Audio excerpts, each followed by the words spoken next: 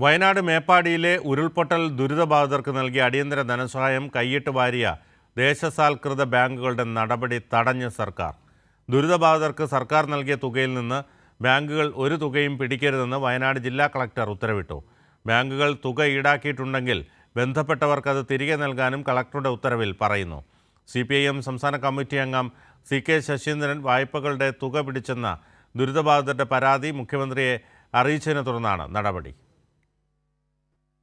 വയനാട് ഉരുൾപൊട്ടൽ ദുരന്തബാധിതർക്ക് സർക്കാർ നൽകിയ സാമ്പത്തിക സഹായത്തിൽ നിന്നും ദേശസാൽകൃത ബാങ്കുകൾ വായ്പാ തിരിച്ചടവിന്റെ ഗഡു പിടിച്ചത് തിരിച്ചു നൽകാനാണ് വയനാട് ജില്ലാ കളക്ടർ ഉത്തരവിറക്കിയത്. മുഖ്യമന്ത്രിയുടെ ഇടപെടലിനെ തുടർന്ന് ദുരന്തത്തിൽ സംസ്ഥാന സർക്കാരിന്റെ അതിവേഗ ധനസഹായ വിതരണം നിരവധി പേർക്ക് ലഭിച്ചിരുന്നു. ഇതിൽ നിന്നും ചില ബാങ്കുകൾ വായ്പയുടെ തുകകൾ ഈടാക്കിയതിനെതിരെയാണ് സംസ്ഥാന സർക്കാർ നടപടിയെടുത്തത്.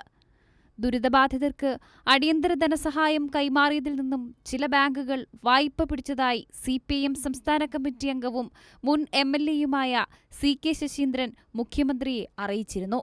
തുടർന്ന് മുഖ്യമന്ത്രി വയനാട് ജില്ലാ കളക്ടറോട് അന്വേഷിച്ച് നടപടിയെടുക്കാൻ നിർദ്ദേശിക്കുകയായിരുന്നു. അതിവേഗം അന്വേഷണം നടത്തി കളക്ടർ റിപ്പോർട്ട് നൽകി. തൊട്ടുപിന്നാലെ തുക തിരിച്ചു നൽകാനുള്ള ഉത്തരവുമിറങ്ങി. ദുരന്തബാധിതർക്ക് അനുവദിച്ച തുകയിൽ നിന്ന് തിരിച്ചടവുകൾ ബാങ്കുകൾ ഈടാക്കിയിട്ടുണ്ടെങ്കിൽ തിരിച്ചു നൽകാൻ കളക്ടർ DR മേഘശ്രീ ഉത്തരവിട്ടു. ഉരുൾപൊട്ടിയ ജൂലൈ 30-ന് ശേഷം ദുരന്തബാധിതരുടെ ബാങ്ക് അക്കൗണ്ടുകളിൽ നിന്നും ഏതെങ്കിലും വിധത്തിൽ തുക കുറവ് ചെയ്തിട്ടുണ്ടെങ്കിൽ തിരിച്ചു നൽകണമെന്ന് ഉത്തരവിൽ വ്യക്തമാക്കി. മേപ്പാടി പഞ്ചായത്തിലെ 10, 11, 12 വാർഡുകളിലുള്ളവർക്കായാണ് ആശ്വാസ നടപടി സർക്കാരിന്റെ ഭാഗത്തു നിന്നും ഉണ്ടായിരിക്കുന്നത്. കേരള ബാങ്ക് ദുരിതബാധിതരുടെ മുഴുവൻ വായ്പയും എഴുതിത്തള്ളി മാതൃകയായപ്പോഴാണ് ദേശസാൽകൃത ബാങ്കുകളുടെ ദ്രോഹ നടപടി.